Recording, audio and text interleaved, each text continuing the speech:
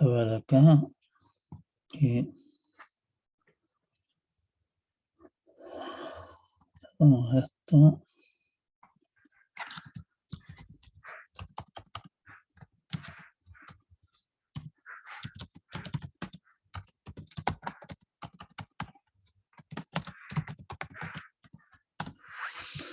Bueno, entonces, buenas tardes a todos los presentes. Vamos a ver rápidamente, en realidad, aquí tengo que confesar que calculé mal, creí que me quedan un par de clases todavía, así que vamos a tener que ver un poquitito a la rápida algunas cosas en esta clase, que en realidad es parte importantísima del ramo, así que por favor pongan atención a esto. Bueno, habíamos dicho que íbamos a decir que un algoritmo se llama eficiente si su tiempo de ejecución está acotado por un polinomio en el tamaño de los datos de entrada. Lo cual, en el fondo, es una definición, o sea, una definición es una definición, no hay punto, digamos. Está claro de que si el tiempo de ejecución no está acotado por un polinomio en el tamaño de los datos de entrada, esa cosa definitivamente se va a demorar una cantidad de tiempo horroroso para problemas de tamaño modesto y por lo tanto definitivamente eficiente eso no es. También está claro de que si el polinomio, el caso es que si yo n a la 100, tampoco vamos a llamar realmente eficiente a esa cosa, pero bueno.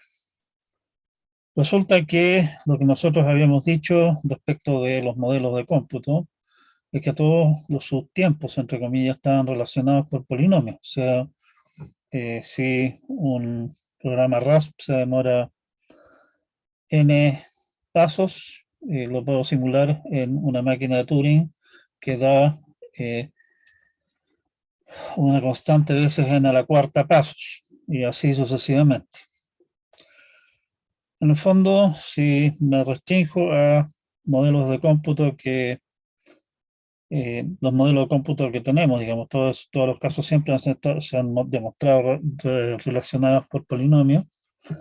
Si me distingo simplemente entre polinomio y mayor que polinomio, da lo mismo qué modelo de cómputo use, porque aplicar tomar un polinomio y elevarlo, por ejemplo, a la cuarta potencia, el resultado siempre va a ser nuevamente un polinomio.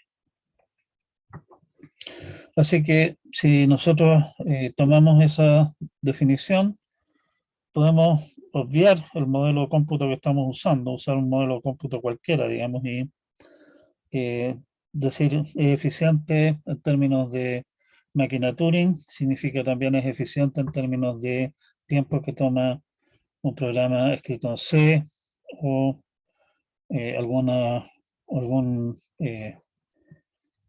algún programa escrito, o sea, un algoritmo escrito, digamos, en cálculo lambda o lo que sea.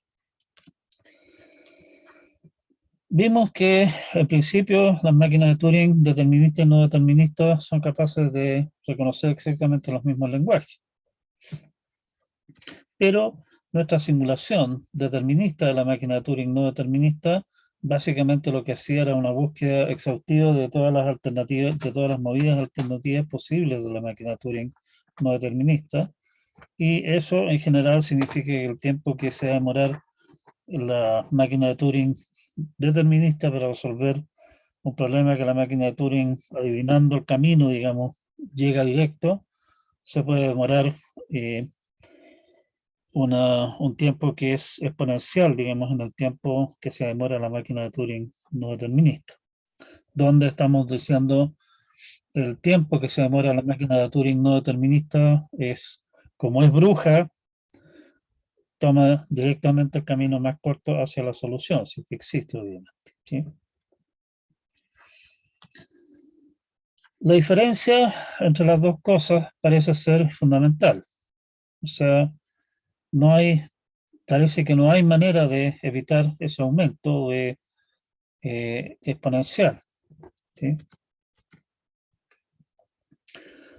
Para amarrar un poco las ideas, vamos a decir que un problema se dice que está en T la colección de problemas P, tiempo determinista polinomial, si es que hay una máquina Turing determinista que lo decide en un número de pasos acotado por un polinomio en el tamaño de la instancia del problema, o sea, la palabra que tengo que decidir si pertenece o no al lenguaje del caso.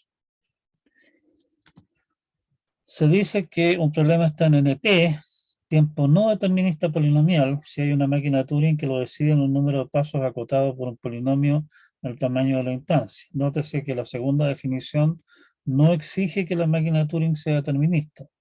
Y el número de pasos, en el fondo, es el número de pasos más corto para llegar a aceptar. ¿Sí? Está claro que P es un subconjunto de NP. La pregunta de si P es en realidad igual a NP es uno de los problemas abiertos más famosos de las matemáticas de hoy. Y definitivamente el problema central en todo lo que es computación. La pregunta en el fondo es si podemos resolver problemas más rápido usando no determinismo o no. Toda la evidencia o la evidencia con la que contamos hasta el día de hoy es que no son iguales. Hay una montonera de problemas que en realidad no vamos a alcanzar a ver. Hay un par de presentaciones que básicamente presentan catálogos de problemas que son NP completos. Ya vamos a ver de qué se trata eso.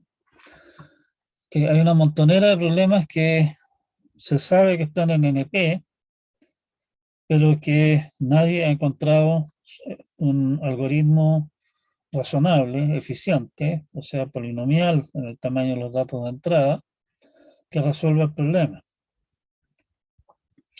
Y no es que sean problemas traídos de las mechas ni ninguna cosa rara, sino que son muchos de ellos problemas que son de inmenso interés práctico, que se han estudiado algunos de ellos literalmente durante siglos y se han hecho esfuerzos durante, no sé, unos 50 años a esta altura del partido ya, para tratar de encontrar soluciones eficientes a ellos, y no le han encontrado solución a ninguno. Lo cual indica una de dos cosas. Es preferible pensar de que la solución eficiente no existe a resignarnos a la idea que como raza, como seres humanos, somos demasiado tontos para encontrar el algoritmo eficiente del caso. Hay, obviamente, alguna gente dando vueltas por ahí que, incluso seriamente, piensa que P es igual a NP, pero la inmensa mayoría de los entendidos en el tema, en el área, parten de la base de que P no es igual a NP.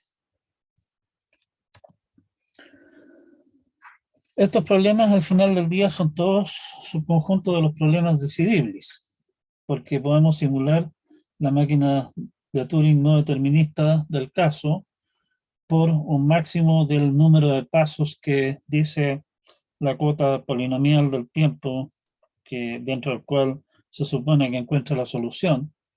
Y si en ninguna de las distintas posibilidades de computación de ese número de pasos encontramos la solución al problema, quiere decir que la respuesta es no. O sea, son todos problemas decidibles.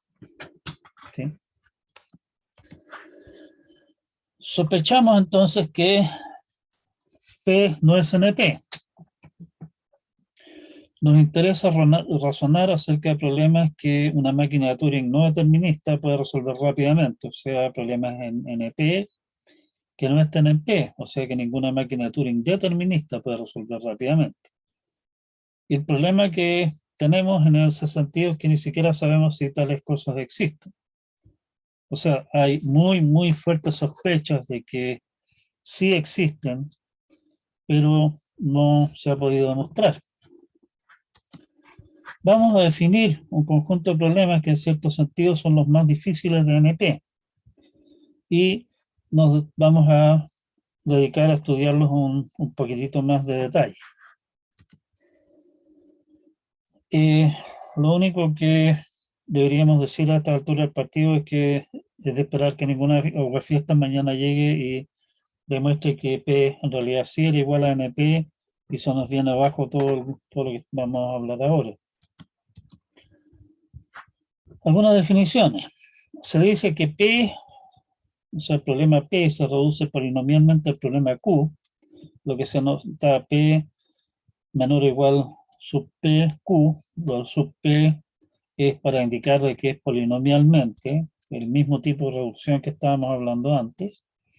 Si es que hay un algoritmo determinista que traduce toda instancia sigma de P en una instancia de Q con la misma respuesta en tiempo polinomial. Ese es el punto central de esta definición. O sea, son las mismas reducciones de las que hablábamos antes cuando hablábamos de computabilidad, pero acá estamos exigiendo que esa traducción se pueda hacer en tiempo polinomial.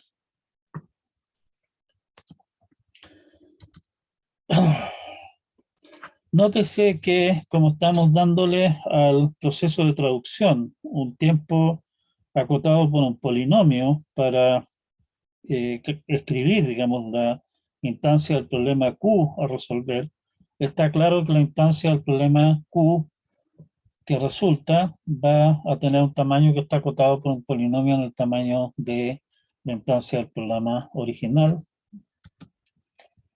Si PQ ahora tiene solución en tiempo polinomial, lo que yo puedo hacer es tomar una instancia del problema P, usar este proceso de traducción, que a lo más va a agrandar el problema, el tamaño del problema a plantear en un polinomio, digamos, y le aplico la solución al problema Q, que toma un polinomio en el tamaño de la instancia de Q, que a su vez es un polinomio de tamaño de la instancia de P, y porque los polinomios son cerrados con respecto a composición, tengo entonces un algoritmo polinomial para resolver el problema P.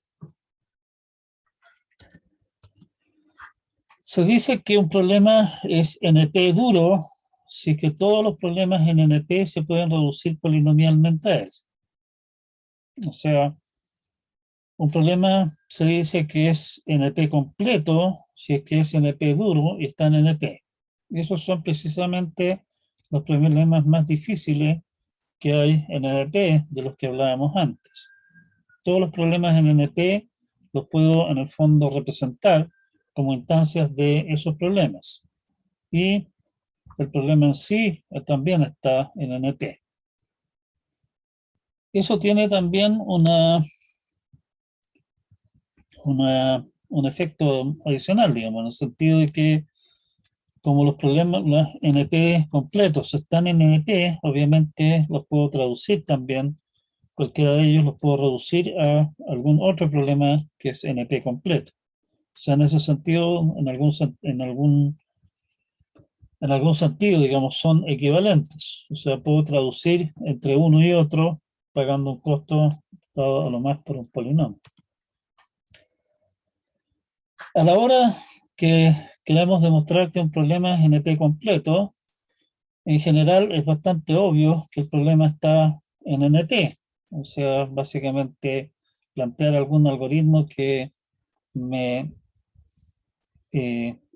verifique una solución propuesta, digamos, ¿cómo se llama?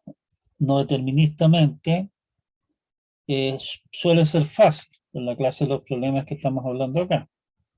La parte complicada está en demostrar que es NP duro.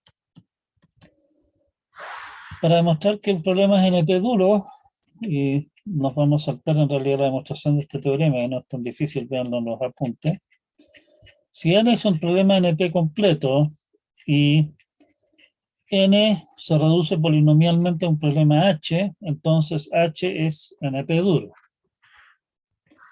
O sea, basta con tener algún problema NP completo y encontrar una reducción polinomial a algún, y ese problema reducirlo polinomialmente al problema H que nosotros tenemos para demostrar que nuestro problema H es NP duro, ¿sí?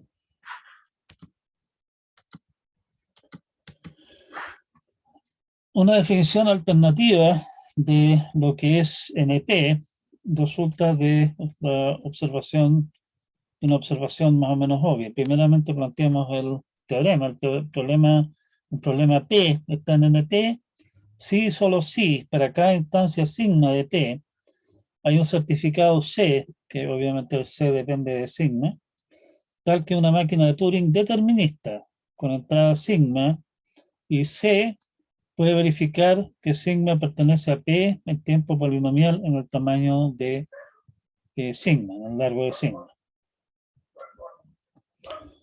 Esto suena un poquitito agarrado a las mechas, digamos, pero por ejemplo nosotros podríamos decir, oiga, ¿sabe qué? Usemos como certificado el cómputo de, o sea, los pasos que da la máquina de Turing no determinista para resolver el problema. Ese certificado claramente que me dice qué pasos tiene que seguir, digamos, obviamente yo puedo tomar una máquina de Turing que toma eso y que me dice, oiga, aquí en este caso, usted, entre estas tres opciones, usted tiene que tomar la opción número 2 en cada uno de los puntos donde hay que tomar decisiones, digamos. Usando eso, yo puedo verificar de que realmente coincide y realmente finalmente la máquina de Turing termina aceptando. O sea, con eso estoy demostrando que hay un certificado que sirve para todos los problemas que están en NP.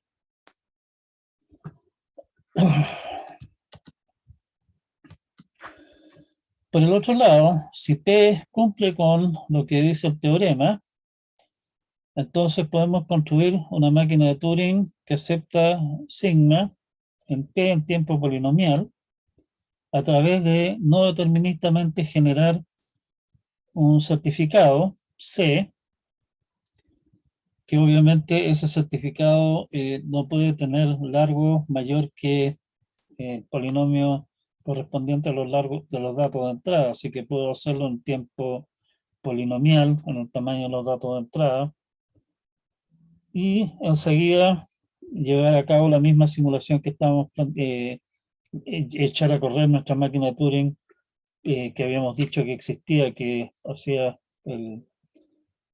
la verificación en tiempo polinomial. O sea, realmente con esto no estamos diciendo nada nuevo.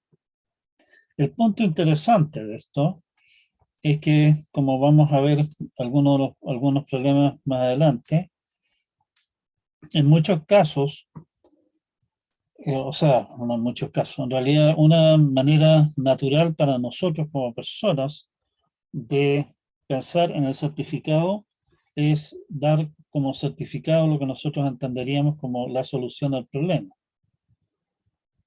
No sé si ustedes recuerdan el concepto de coloreo de grafos. Un coloreo de un grafo es una asignación de colores a los vértices de tal manera que no hayan vértices vecinos del mismo color. Un problema NP completo es preguntar si es que un grafo dado se puede colorear con tres colores. Un certificado obvio para eso es simplemente decir, mire, aquí tiene el grafo y estos son los colores de los vértices, que en el fondo es lo que nosotros entenderíamos como la solución al problema. Nosotros podemos obviamente verificar ese certificado en tiempo polinomial, porque básicamente tendríamos que ir y revisar que cada vértice está coloreado con uno de los tres colores que tenemos permitido.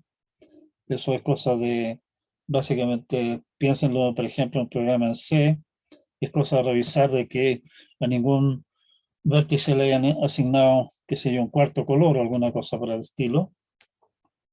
Y eso general, eso ustedes en C lo podrían hacer básicamente recorriendo un arreglo que contiene los vértices y sus colores en un tiempo que simplemente es proporcional al número de vértices. Listamos. Y enseguida tendríamos que verificar para cada vértice con sus vecinos que no hayan vecinos del mismo color del vértice. Está claro que si tengo n vértices, hay n por n menos 1 medios, o sea, n tome 2 pares de vecinos máximo que pueden estar conectados, y por lo tanto esa es la cantidad de posibles vecinos que tengo que verificar para revisar que no hayan que dos vértices, primeramente revisar para cada par de vértices si son vecinos, en caso de que sean vecinos que no sean del mismo color. Y por lo tanto está claro que el proceso completo es polinomial, está acotado básicamente por un cuadrado, pensando en términos del programa en C, en el número de vértices. Y eso a su vez, sea como sea, representemos el arreglo, perdón, el grafo, va a estar, pero eso va a ser menor que un cuadrado de que el cuadrado, digamos, del tamaño de la representación del grafo. O sea, estamos dentro del tiempo polinomial. ¿Sí? En muchos casos nos vamos a encontrar con situaciones como esa. O sea, dado lo que nosotros entendiéramos como la solución al problema, podemos tomar esa solución como nuestro certificado. Y en ese sentido, la definición alternativa es sumamente cómoda. No tengo que estarme enredando con máquinas de Turing ni cosas raras, sino que puedo simplemente en forma bastante informal decir, mire, para determinar si un grafo se puede colorear con 3 colores, un certificado es un coloreo propuesto.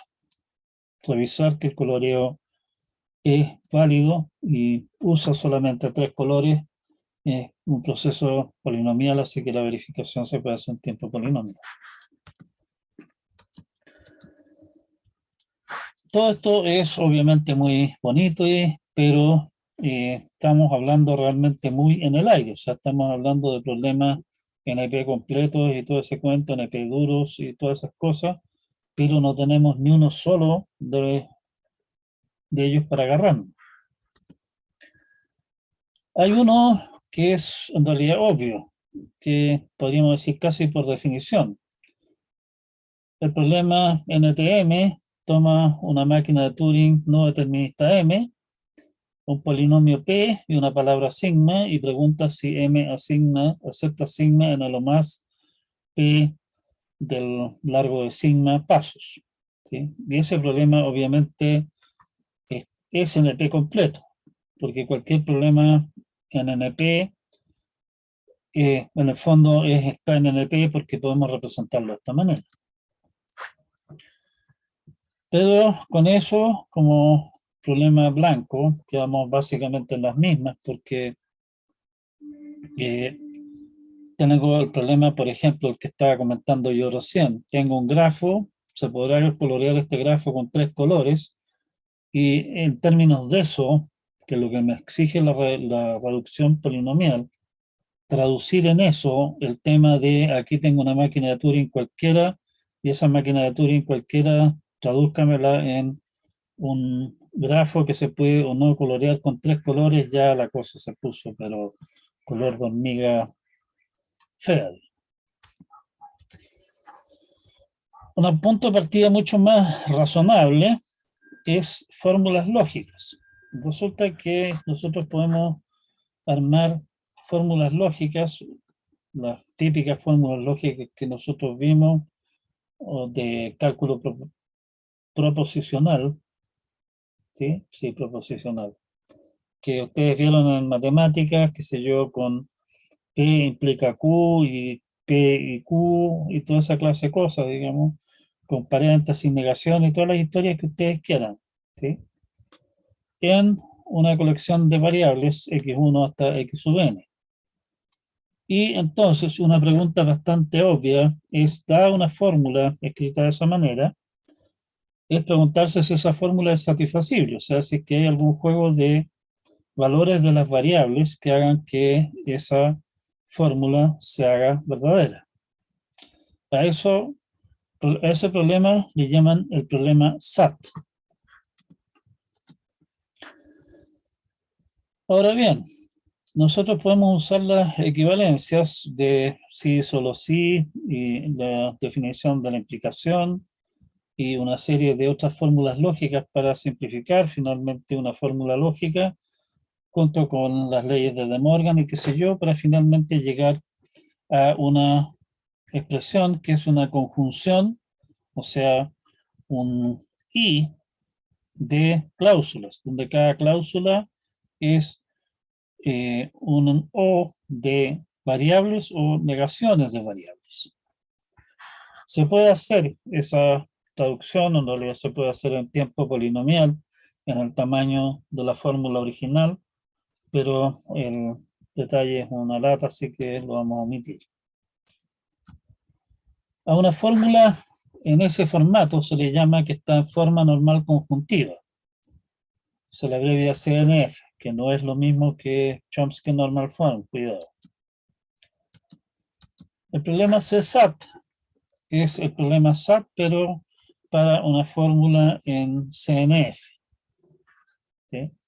Lo cual es una simplificación, porque en el fondo, en vez de tener que estar lidiando con sí, solo sí, qué sé yo, tenemos que estar solamente lidiando con cláusulas que son O de variables o negaciones de variables y un gran I de cláusulas. Y se dice que la fórmula lógica se dice que está en KCNF, si es que está en forma normal conjuntiva, y en cada cláusula hay un máximo de K literales, o sea, un máximo de K variables o negaciones de variables. El problema KSAT, entonces, da una fórmula lógica en KCNF y pregunta si esa fórmula puede satisfacerse. El problema 1 SAT, en el cual cada cláusula tiene una variable o la negación de una variable es duración, la solución es obvia. Solo si es que aparece una variable y su negación, o sea, aparece dentro de todo el cuento un x3 y no x3, solamente en ese caso no hay forma de hacer verdadera la fórmula. En caso contrario, es obvio cómo encontrar una manera de hacerla verdadera. El problema 2 SAT se puede resolver también de forma muy eficiente, no nos vamos a detener en eso. Y el punto es que toda fórmula puede llevarse a 3 CNF.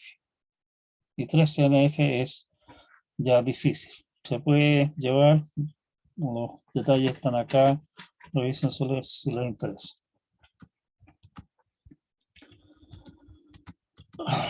Bueno, el problema 3 SAT entonces pone una fórmula lógica en 3 CNF, donde cada cláusula tiene exactamente 3 literales y pregunta si es satisfacible.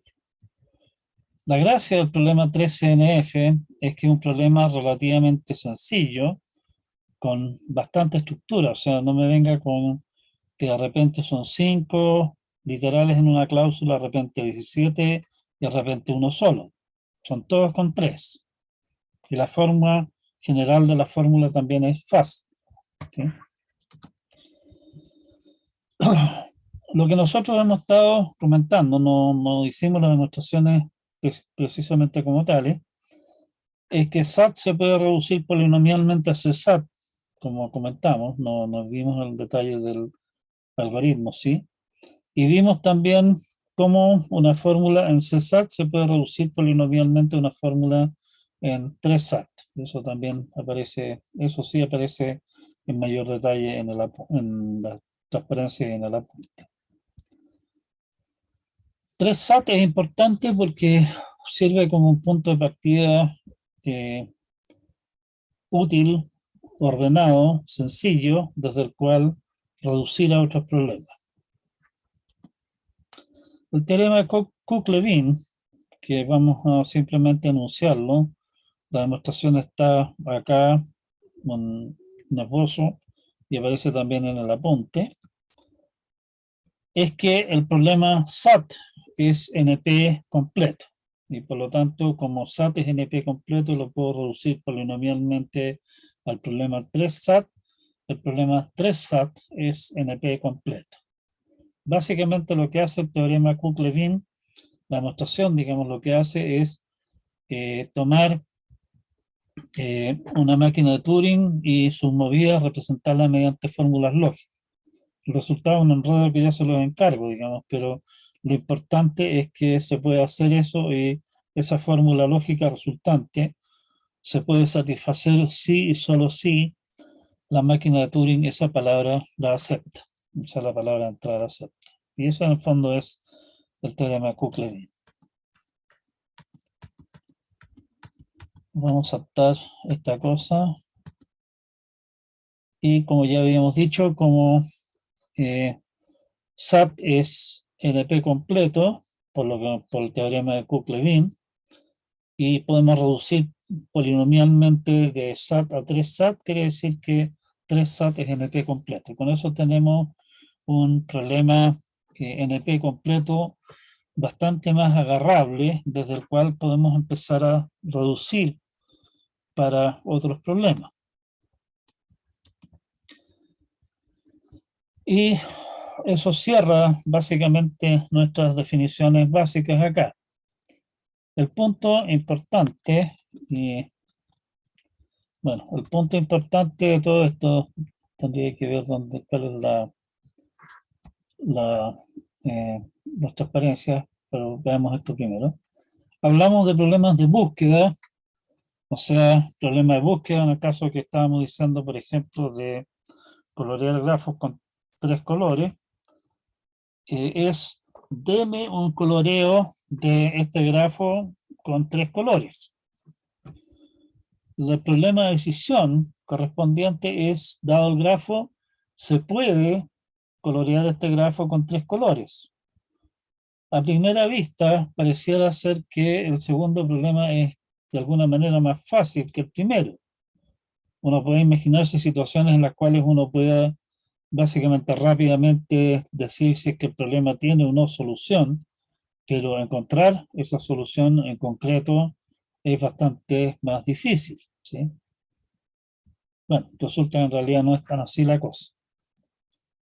Pero eso, bueno, a fondo es un tema que no vamos a ver en detalle. Definimos qué es lo que entendíamos por algoritmo eficiente. Dijimos que un algoritmo es, lo vamos a llamar eficiente, si es que lo resuelve una máquina de Turing determinista, o sea, lo decide más bien.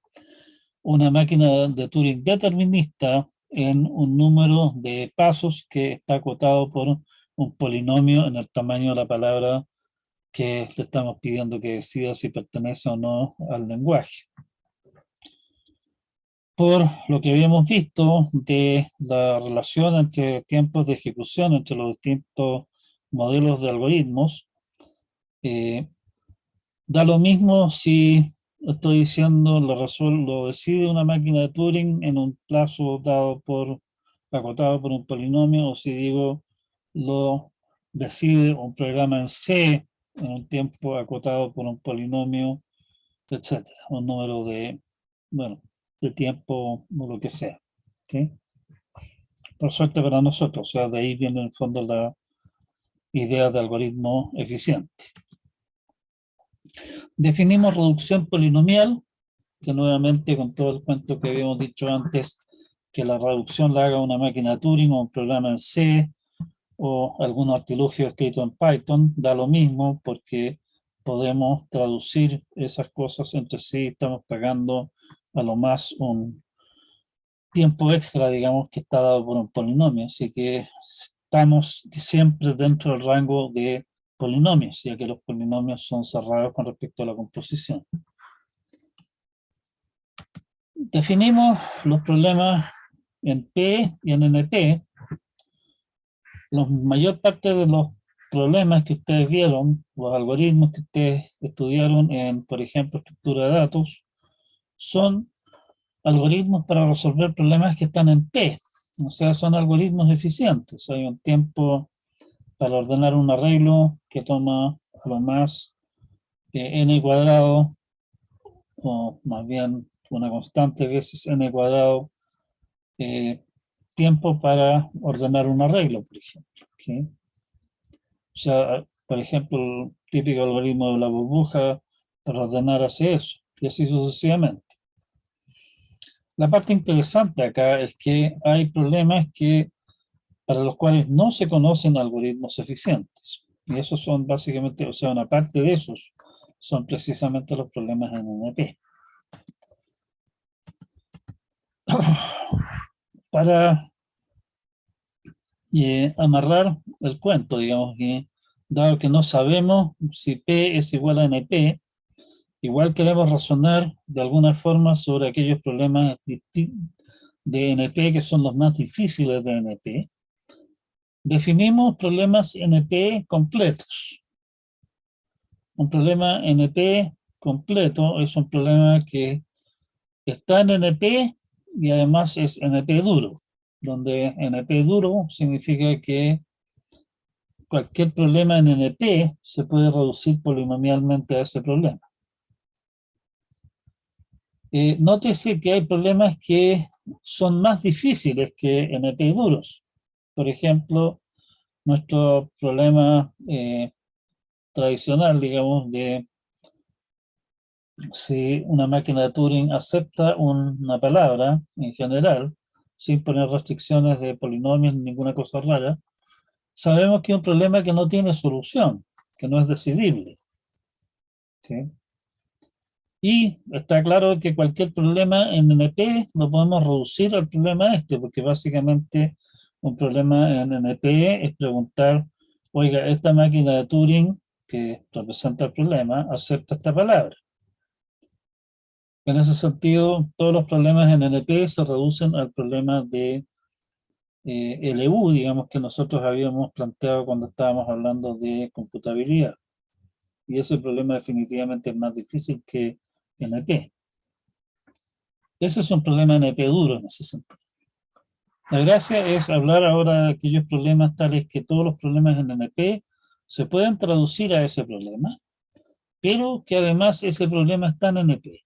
Y eso hace que esa clase de problemas, los que vamos a llamar problemas NP completos, sean realmente los problemas más complicados que hay en NP. La receta para demostrar que un problema A está en NP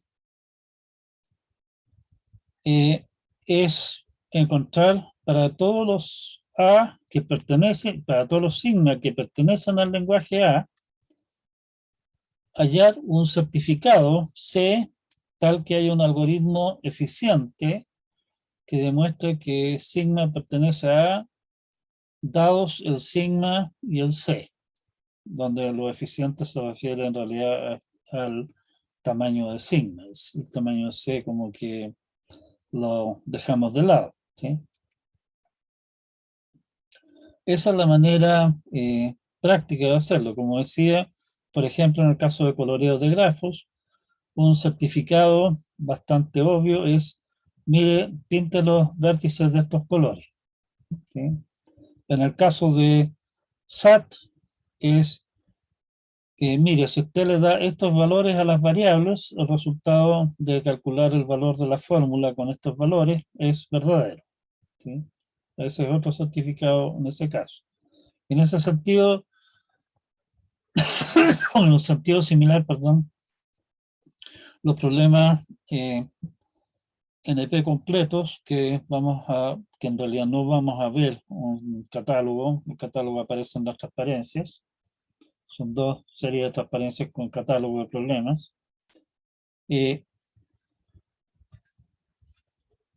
En todos esos casos hay alguna clase de certificado más o menos natural que viene a ser lo que nosotros entenderíamos como la solución al problema.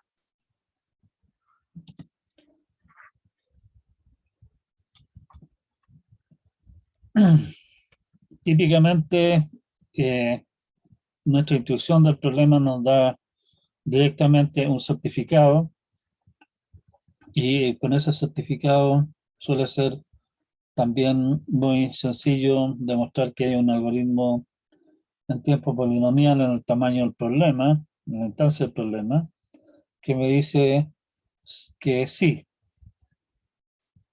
que la respuesta debería ser sí. Esa es la parte fácil del cuento. Para demostrar que el problema es NP duro, lo que tenemos que hacer es encontrar un problema NP completo C que se reduzca al problema A. Por lo que nosotros habíamos discutido, está claro que en principio cualquier problema NP completo sirve, pero está claro de que va a resultar mucho más fácil encontrar una traducción desde algún problema que resulta de alguna forma cercano al problema que tengo entre manos y no algún problema totalmente alejado y marciano. Por ejemplo, y para detalles pueden ver las transparencias que vienen a continuación, que no las vamos a ver en realidad. En detalle, no es tan sencillo imaginarse cómo podría reducir el problema C3SAT a colorear grafos con tres colores, por ejemplo. ¿Sí? Pero si a mí me dicen, oiga, hay dos problemas relativamente parecidos, digamos, en algún sentido relativamente parecidos, puede ser bastante evidente una reducción del caso. ¿Sí? Eso.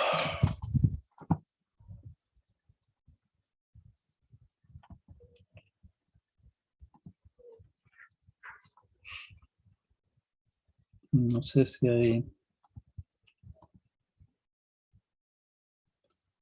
me preguntan si la tarea 4 es la última. Sí, la tarea 4 es la última del ramo de este semestre.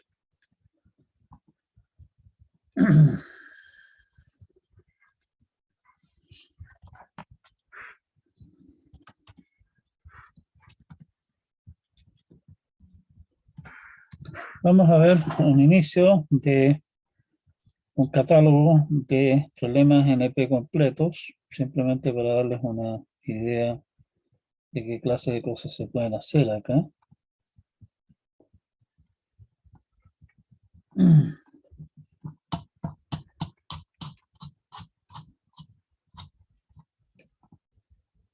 Vamos a ver algunos problemas NP completos, entonces algunas demostraciones.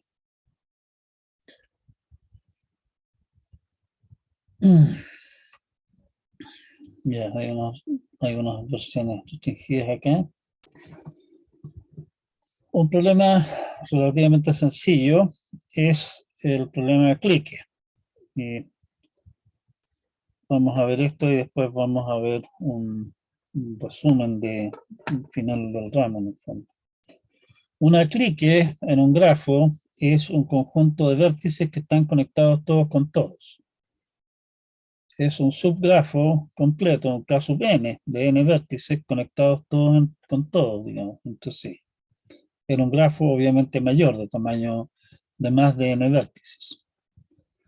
El problema clique propone, digamos, un grafo y un entero n y pregunta si ese grafo tiene una clique de tamaño n. Resulta que el problema clique es NP completo. A estas alturas del partido, el único par de problemas, digamos, básicamente que tenemos, o sea, más bien, el único problema relativamente útil que tenemos para poder trabajar con él y a partir de él reducir al problema clique es nuestro problema 3SAT. Un certificado que demuestra que clique está en NP es para el grafo simplemente dar una lista de n vértices que están conectados todos con todos. Al revisar que esos n vértices realmente están en el, o sea, esos n vértices del grafo realmente están conectados todos con todos, es cosa de para cada uno de ellos revisar si es que todos los demás son vecinos. Y eso claramente se puede hacer en tiempo polinomial. Piensen, por ejemplo, representar el grafo mediante, no sé, pues mediante listas de adyacencia, ¿sí? O sea, esto se puede hacer. Y ahí tenemos un certificado y estamos. Con eso tenemos demostrado que nuestro problema clique realmente pertenece a NP. Para demostrar que clique es NP duro, lo que vamos a hacer es reducir 3 SAT polinomialmente al problema clique. O sea, nuestra intención ahora es, dado una fórmula lógica en 3CNF, queremos construir un grafo que tiene una clique de tamaño n, si y solo si esa fórmula tiene, es posible satisfacerla. Supongamos entonces que a mí me dan una fórmula lógica phi en variables x sub 1 hasta x sub n, y que esa fórmula tiene m cláusulas. ¿Sí? Construimos el grafo como sigue. Para cada literal, el literal k, que aparece L sub k super R, donde k dice, estamos hablando de la cláusula número 5, y el R dice en la cláusula número 5, esta es el literal 1, 2 o 3. Creamos un vértice al que vamos a llamar V sub k super R. O sea, para cada literal, dentro de la fórmula, creamos un vértice. Los arcos conectan vértices tales que resulta lo siguiente. Uno, los literales corresponden a cláusulas distintas, o sea, no vamos a conectar entre sí literales que pertenecen a la misma cláusula. Segundo, conectan literales que no son opuestos, o sea, no voy a conectar un X con un no X que aparezca en otra cláusula. En el fondo, eso es lo que estamos diciendo con esto en castellano. O sea, hay un arco entre literales que pueden tomar valores en forma independiente en cláusulas distintas. ¿Sí?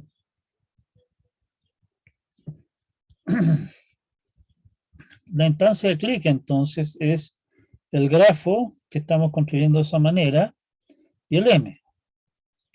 Básicamente lo que estamos pidiendo con esto es que si G tiene una clique de tamaño M, eso quiere decir que podemos asignar el valor verdadero a los literales que corresponden a sus vértices. Y eso significa que en cada cláusula hay un literal que es verdadero y por lo tanto la fórmula se hace verdadera. ¿Sí?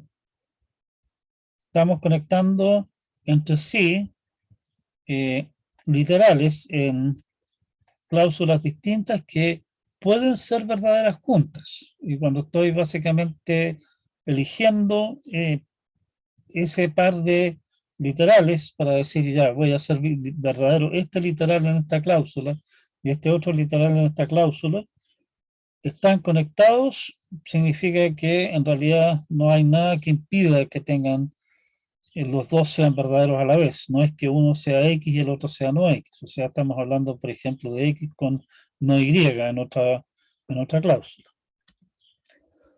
Al revés, si la fórmula phi es satisfacible, podemos, eso significa que cada cláusula tiene al menos un literal que es verdadero.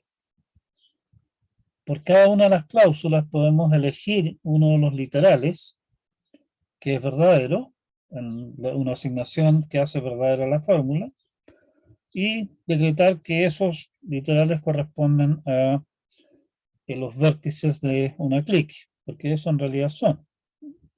Están conectados en el grafo. Por ejemplo, si nosotros consideráramos esta fórmula lógica de acá, bastante simple, digamos, estamos diciendo, y permítanme prender esta cabeza de pescado de acá. Spotlight, spotlight. Estoy diciendo, por ejemplo, X no es en la primera cláusula, en esta de acá, no es contrario al X en, esta es la tercera en realidad, primera, segunda y tercera.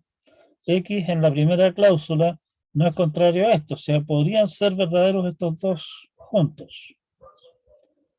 El Y puede ser verdadero y que el X sea verdadero en realidad no afecta, así que puedo conectarlos. Lo mismo con no Z con X. Lo mismo, este X lo puedo conectar con no Y, bueno, no Y, digamos, pero Y de acá no lo puedo conectar con no Y de acá porque son contrarios. Si uno es verdadero, el otro necesariamente tiene que ser falso. ¿Sí?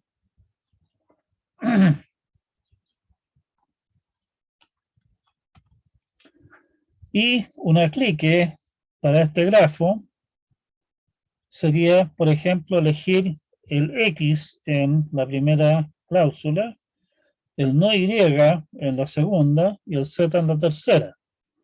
Y tengo entonces un K3, o sea, un grafo de 3 vértices que están conectados entre sí todos con todos. ¿Sí? Está claro que que la maraña que se arma, si es que tenemos, por ejemplo, no sé, pues, 4 cláusulas o más, se empieza a poner realmente divertida, pero la idea básica es esta, ¿sí? Ahí tenemos un ejemplo de una reducción, o sea, ahí redujimos del problema 3SAT al problema clique. Y eso demuestra que el problema clique es un problema NP completo, o sea, ver si es que dentro de un grafo hay un caso N como subgrafo es difícil.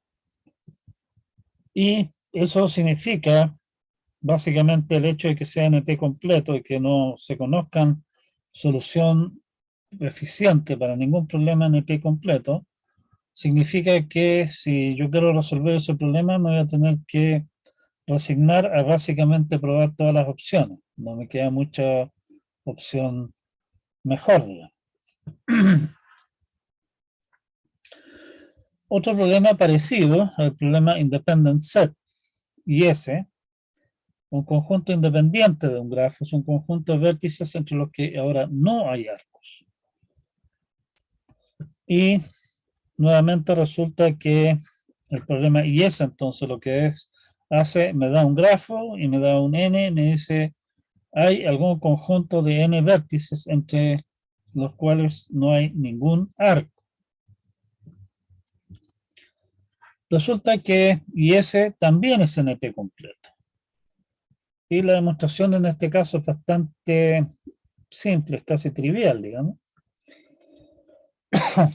Da un grafo, yo puedo considerar el grafo complemento de G, que es un grafo que tiene exactamente los mismos vértices, pero que si en G están unidos los vértices X e Y, en G complemento X e Y no están unidos por un arco. Y al revés, si es que en el grafo G, X e Y no están unidos por un arco, en el grafo G complemento sí están unidos. En ese sentido, la reducción es básicamente obvia. El grafo G tiene un conjunto independiente tamaño n, si solo si el grafo complemento tiene una clique de tamaño n.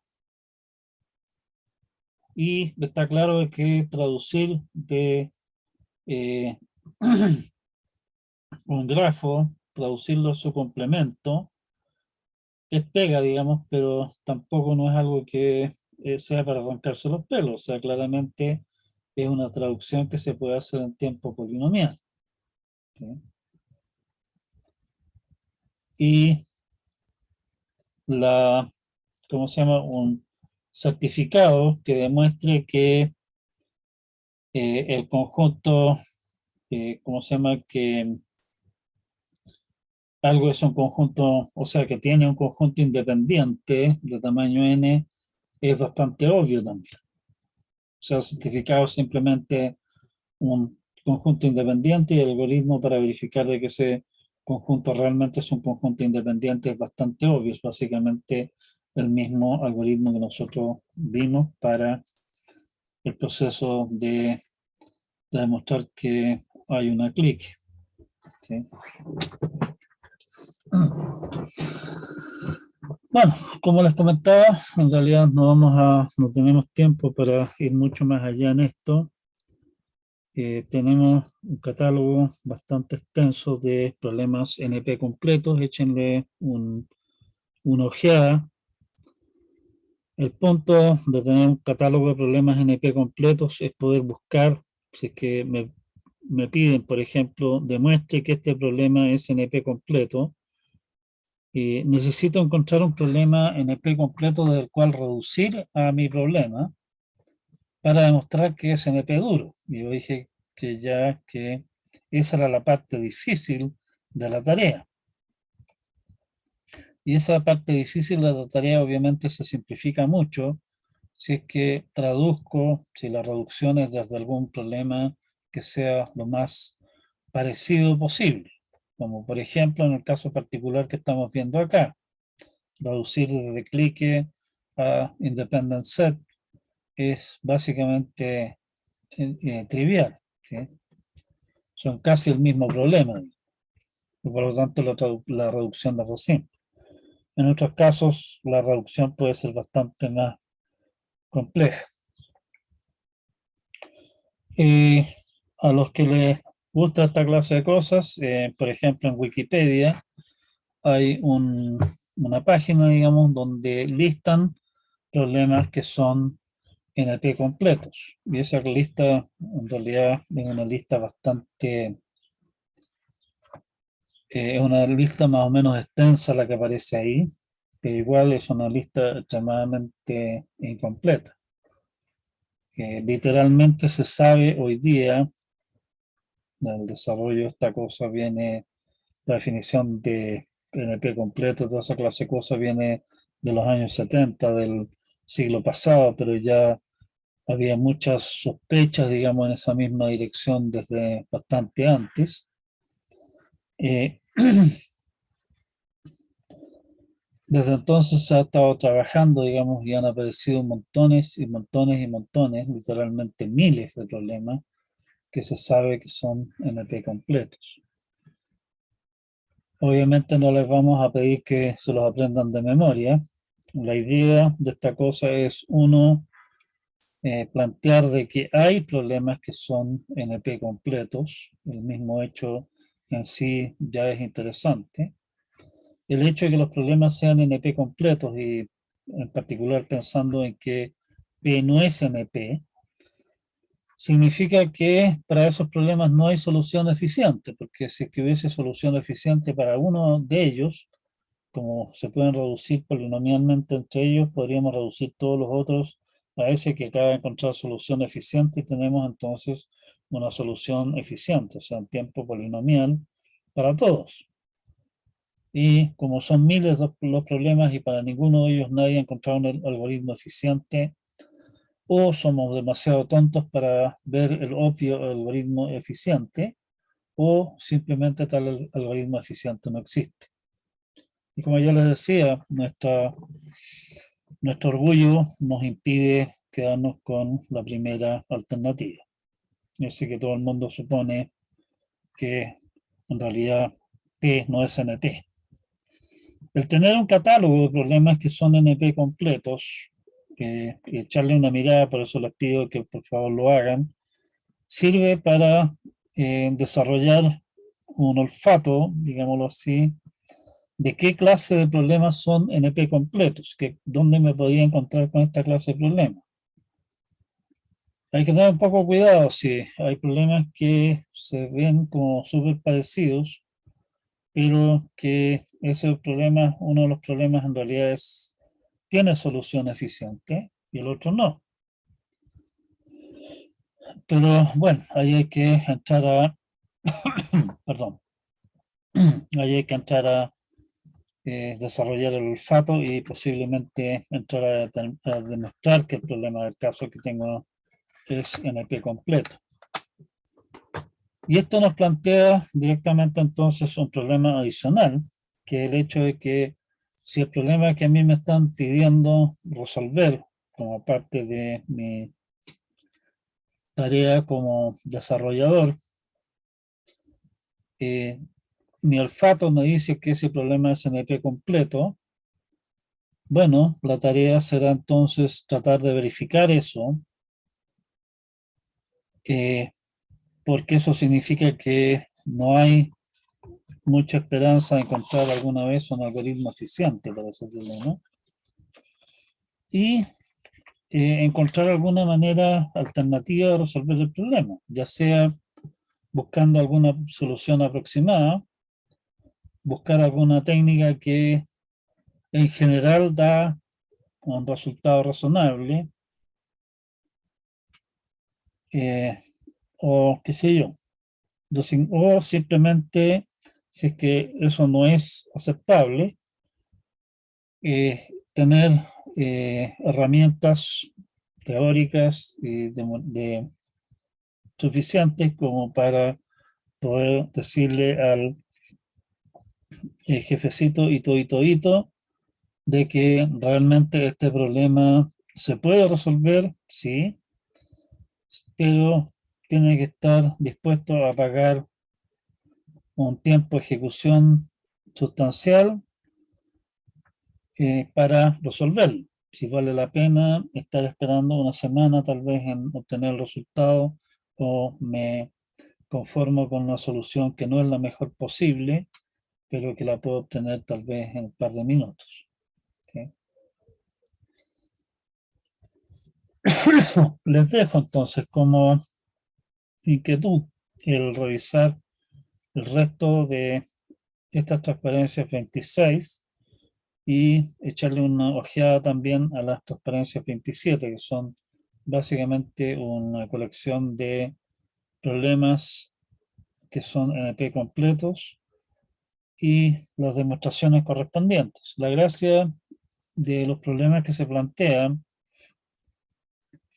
son dos, digamos. Uno, tener un pequeño catálogo de problemas NP completos, uno, y la otra es, son algunas técnicas de demostración, de reducción de problemas, fundamentalmente. Que ahí se van a encontrar con que hay una variedad de técnicas que pueden ser útiles para reducir polinomialmente problemas uno a otro. ¿Sí? Y con eso, en realidad quedan un par de minutos, pero no creo que tenga mucho sentido continuar con esto. Quedamos hasta acá por hoy día. Como habíamos acordado al principio del semestre, la próxima clase, el día jueves, la vamos a dedicar únicamente a resolver últimas consultas antes de la prueba que comienza el día viernes a mediodía. Si es que alguien tiene algún impedimento para dar la prueba, por favor, hágamelo saber lo antes que pueda, ¿sí? Ojalá antes de la prueba. Y acordaremos con aquellas personas que tengan algún problema, alguna salida alternativa, ¿sí? Pero eso lo veremos caso a caso. Bien, terminamos entonces con esto nuestra presentación de los temas del semestre. Eh, espero que les haya servido para abrirles la mente en términos de ver una serie de fenómenos relacionados con la computación, eh, bastante más allá de lo que uno se imagina después de los primeros ramos que uno toma. Esta cosa es mucho, mucho más complicada de lo que parece a primera vista. Eso es un poco lo que queremos dejarles a ustedes como idea de este ramo. Ha sido un largo semestre y bueno, ha sido un largo y entretenido semestre por mi lado, por lo menos. Espero que a ustedes también les haya parecido bien. No sé si es que hay algún comentario, alguna consulta, algo, algo más. Si no, quedamos hasta acá por hoy día. Nos vemos el día jueves. Por favor, si es que tienen alguna duda a presentar, alguna inquietud, eh, tengan las listas en términos de alguna cosa que puedan mostrar compartiendo la pantalla, de forma que sea más fácil discutir las cosas que tengamos por delante, ¿sí? Bien, pues si es que no hay nada más, nos vemos el jueves y cuídense, revisen, como les decía, las transparencias que van quedando. Nos vemos. Chao, chao. El certamen entra hasta lo que vimos hoy día, ¿sí? Obviamente. Nos vemos. Chao. Profe. Ah, Entonces la clase de jueves sería la última, entonces no teníamos que venir más, ¿sí? no, o O sea, la próxima tenemos, semana se no, ya no, atenderán. no tendríamos clase, o sea, tal vez podríamos juntarnos la próxima semana si es que queda algún cacho suelto por ahí, digamos, pero ya materia como tal ya no hay más, Ya, vale, ¿sí? profe. Nos Sí, vemos. todo claro. Chao, chao. Que esté bien, cuídese, profe. Gracias por todo. Chao, profe. Chao, Chao, profe. chao. Cuídense.